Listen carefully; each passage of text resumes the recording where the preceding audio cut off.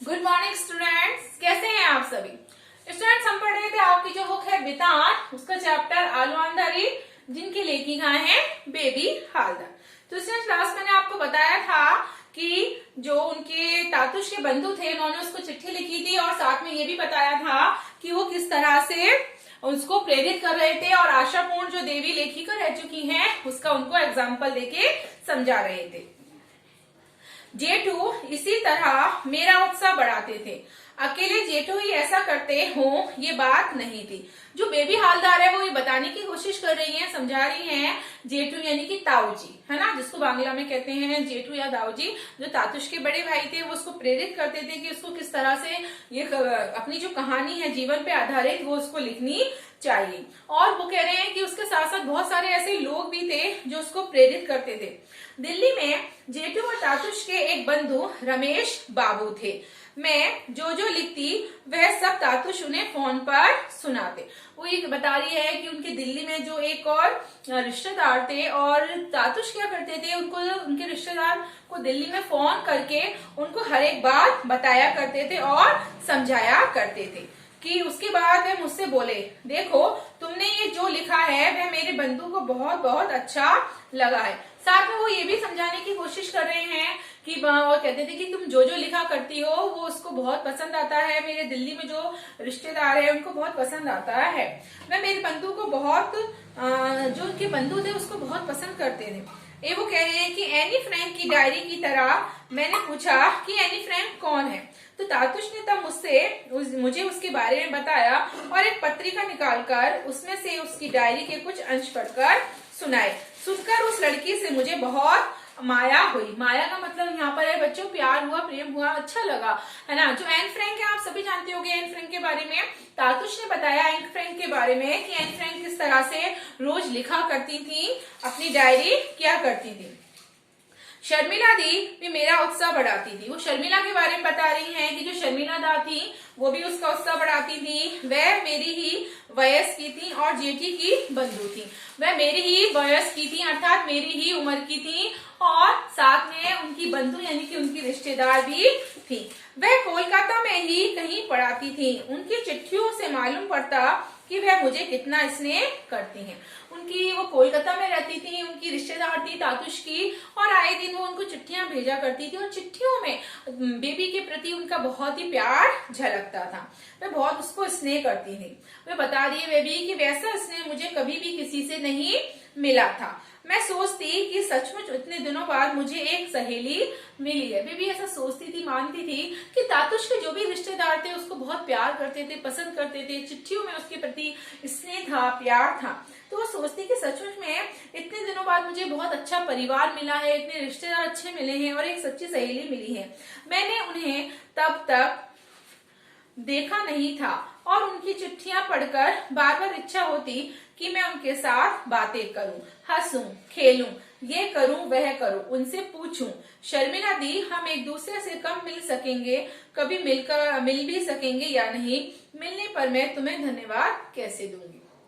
जो शर्मिला दी थी, जो तातुश की रिश्तेदार थी, वो बहुत पसंद करती थी उसको और उनकी चिट्ठियां पढ़ पढ़ कर वो बता रही है बेबी की मेरी ऐसी इच्छा हुआ करती थी कि काश मैं उनसे मिल सकूं, उनसे बहुत सारी बातें कर सकूं। और मैं पूछती कि काश क्या हम कभी मिल भी सकेंगे, कभी हम मिल भी पाएंगे और मिलने पर मैं उनको धन्यवाद भी कहना चाहती हूँ। बेबी ऐसा कह रही है। एक दिन घर में एक अलमारी की चीजें पहुंचते समय मैंने वहां एक फोटो एल्बम देखा। मैं उसे खोलकर तस्वीरें देखने लगी। उसमें अर्जुन दा के बंधुओं की तस्वीरें थी। एक तस्वीर में जेठू थे। वो बता रही है जब वो साफ सफाई कर रही थी बेबी घर की तो उसको एक एल्बम मिली, उसमें उनके सभी रिश्तेदार थे, उनकी सबकी तस्वीरें थी और उनके ताऊ जी जेठू की भी तस्वीर थी। पास में शर्मिला दी थी और सुखदीप दा भी बैठे थे। जेठू और शर्मिला दी वो तब तक केवल उन्हीं तस्वीरों में देखा था, मिली उनसे मैं कभी नहीं थी। उन्हें अपनी आंखों से देखने की बहुत इच्छा होती। शर्मिला दी जब मुझे चिट्ठी भेजती तो साथ में मेरे जवाब देने के लिए तरह तरह की सुंदर आकृतियों में सादे कागज काट कर भी रख देती। जैसे किसी को उदाहरण के साथ समझाया जाता, एग्जाम्पल लेके, तो बता रही है बेबी कि शर्मिला दी जब मेरी बातों का जवाब देती थी तो वो तरह तरह के विभिन्न आकृतियों के कागज उसमें रख देती थी ताकि मैं बहुत अच्छे से वो सारी चीजें समझ सकूं। शर्मिला जो थी वो एक लेखिका थी और उनकी एक किताब जो थी वो छप चुकी थी और पत्रिकाओं में उनकी कहानियां छपती रहती थी। वह मुझे प्यार करती थी और मेरे बच्चों के हाल चाल पूछती रहती थी। शर्मिला के बारे में बताया जा रहा है, उनका परिचय है कि वो एक लेखिका थी, उनकी किताबें छप चुकी थी, कहानियां भी छपती थी और वो मुझे बहुत प्यार करती थी और मेरे बच्चों के बारे में अक्सर चिट्ठियों में पूछती थी कि तुम्हारे बच्चे अब कैसे हैं। कभी कभी मैं सोचती कि कहाँ उन जैसी पढ़ी लिखी लड़की और कहाँ मैं। बेबी सोच रही है कि वो इतनी पढ़ी लिखी होकर मेरे बारे में पूछती हैं, चर्चा करती हैं, कितनी बड़ी बात है। चिट्ठियों में हम जो बातें करते हैं वह शायद मिलने पर ना हो, फिर सोचती कि मिलने पर शायद हम दोनों और भी अधिक बातें करें। ऐसा उसका मानना था कि क्या पता चिट्ठियों में हम इतनी बातें कर पा रहे हैं, सामने आमने सामने आएंगे तो हम इतनी बातें कर भी पाएंगे या नहीं, या हो सकता है कि हम जब आमने सामने बैठे तो बहुत ज्यादा बातें करें।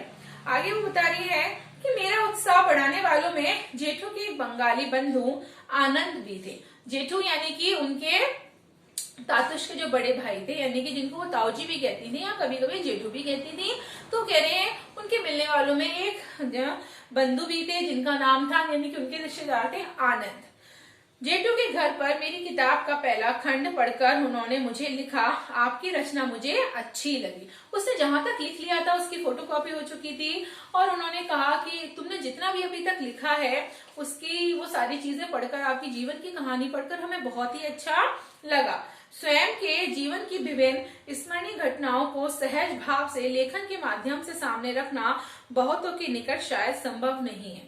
वो बता रहे हैं उनके आनंद जो है रिश्तेदार कि स्वयं के जीवन पर हम जब बातें लिखते हैं, स्मरणीय हमारी जो याद की हुई घटनाओं पर हम बात लिखते हैं बड़ी ही आसान भाषा में, स्वाभाविक भाषा में, सहज भाव में, तो वो लेखन के माध्यम से अगर हम देखें तो सामने रखना बहुत ही निकट शायद संभव नहीं है, यानी कि उन सारी बातों को शायद संभव सुनना या करना संभव नहीं है।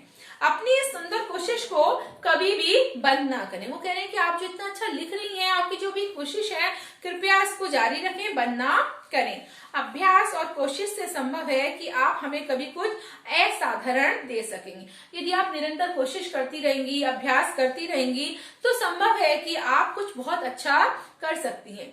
नारी अत्याचार, असुविधा, दुर्दशा और उनके आर्थिक कष्ट के बारे में भी आप सोचें और लिखने की चेष्टा करें। वो बता रहे हैं उसको कुछ ऐसे टॉपिक्स दे रहे हैं और समझा रहे हैं कि जो नारी अत्याचार है, असुविधाएं, दुर्दशा, इन पर भी अगर आप अपने विचार लिखेंगी तो शायद बहुत अच्छा लगेगा। फिर वो कह रहे हैं कि लिखने की मेरी शुभकामना आपके साथ है। इस चिट्ठी के साथ आनंद बाबू ने मुझे अपना एक लेख भी भेजा था और उस लेख को पढ़कर मुझे बहुत अच्छा लगा था। मैं पूरा का पूरा मेरी समझ में आ गया हो, ऐसी बात नहीं थी। मेरे कहने पर तातुश ने मुझे समझाया भी था। आनंद बाबू बहुत अच्छा लिखते थे और उन्होंने एक लेख बेबी को पढ़ने के लिए भेजा, उसने पढ़ा भी, लेकिन तातुश ने फिर उसको दोबारा पढ़ के समझाया, जो उसकी समझ में बहुत अच्छे से आ गया था। कुछ दिमाग में घुसा और कुछ नहीं घुसा। इतना सारे लोगों के उत्साहित करने, साहस दिलाने के बाद भी मैं सोचती रहती हूँ कि कभी कुछ ठीक से लिख भी पाऊंगी या नहीं। बच्चों, बेबी का मानना ऐसा था, उसको ऐसा लगता था, ऐसा एहसास होता था कि मुझे इतने सारे लोग इंस्पायर कर रहे हैं, प्रेरित कर रहे हैं, मुझे लिखने के लिए हर समय उत्साहित करते रहते हैं और कोई ना कोई मुझे अच्छे अच्छे उदाहरण देता रहता है। तो वो सोचती है कि क्या मैं बहुत अच्छा लिख पाऊंगी फ्यूचर में, क्या नहीं लिख पाऊंगी। उसका ऐसा मानना था, वो ऐसा सोचती थी। इसी बीच एक दिन मेरे बाबा सवेरे सवेरे आ पहुंचे। मैं उस समय किचन में काम कर रही थी। खिड़की से मैंने जब एक व्यक्ति को साइकिल से उतरते देखा तो ठीक से उस समय मैंने पहचाना नहीं, क्योंकि बहुत समय हो चुका था। उसने घंटी बजाई तो काफी देर बाद मैं बाहर निकल कर आई। मुझे देखकर बाबा ने पूछा, कैसी है बेटा? मैं बोली, बाबू आपके शरीर का ये हाल कैसे हो गया? बाबा बोले, कुछ भी तो नहीं हुआ मेरे बच्चे, कैसे? मैंने कहा, ठीक है, सब ठीक है, स्कूल गए हैं। उन्होंने उनसे ये भी पूछा कि नहीं ऐसा कुछ नहीं है, और उसने फिर उनसे पूछा उसके बाबा ने कि तुम्हारे बच्चे कैसे हैं? उसने कहा मेरे बच्चे ठीक हैं और वो अभी स्कूल गए हैं। मैं तातुश के पास दौड़ी गई और बताया कि मेरे बाबा आए हैं। तातुश बोले, उन्हें घर में बिठाओ, अपने बाबा के लिए कुछ खाना वाना लेकर आओ। बाबा को मैं अपने कमरे में ले गई और पूछा, चाय बनाऊं? वह बोले, नहीं रहने दो, इतनी गर्मी में चाय, मैंने जल्दी से एक गिलास शरबत बनाकर उन्हें पिला दिया। बेबी अपने पिता के बारे में बता रही है कि उसके पिता अचानक से आ जाते हैं और इस तरह से वो उनको घर में लेकर आती है, फिर उन्हें शरबत देती है। गिलास हाथ में लिए वह बोले, ले थोड़ा तू भी ले ले। मैंने कहा, नहीं बाबू, मैंने अभी अभी तो चाय पी है। माँ कैसी है? वह बोले, ठीक है, तुम्हारी बहुत याद करती है। उसने अपनी माँ के बारे में पूछा कि माँ कैसी है। उसने कहा कि बहुत याद करती है। उसने कहा ठीक है। उसने कहा ठीक है, और तुम्हें बहुत याद करती है। मैंने सोचा करेगी क्यों नहीं, 2 वर्ष जो हो गए हैं और अभी तक दूरी के कारण मिलना जुलना भी नहीं हो सका। बेबी कह रही है, हाँ मुझे याद तो करेंगी, 2 साल हो गए हैं, 2 साल से मैं अपनी माँ से नहीं मिल पाई हूँ, है ना। आगे वो बता रही है कि अभी तो एक दिन के लिए वहां चली जाऊं तो शायद वही झगड़े फिर शुरू हो जाएंगे। मैं अब और वहीं सब भोगने के लिए तैयार नहीं। साथ में वो ये कह रही है कि जब मैं वहां रहा करती थी तो आए दिन झगड़े होते थे भाइयों में, माँ वगैरह में, सब में, तो इससे बेटर है कि मैं वहां ना जाऊं और अपनी यहीं पर रहूं। यहाँ आकर इतना तो मैं समझ गई हूँ कि आदमी हो या औरत, सभी अपनी पेट की चिंता स्वयं करते हैं। वो कह रही है कि मैं इतना समझ चुकी हूँ कि यदि यहाँ पर मुझे रहना है तो अपने पेट की चिंता खुद करनी होगी, अर्थात कुछ ना कुछ कमाकर खाना पड़ेगा। जैसा आप खटते कमाते हैं, यही समझ पहले आ गई होती तो उसी हिसाब से मैं अपनी व्यवस्था कर लेती, तब शायद मुझे इतना कष्ट नहीं भोगना पड़ता।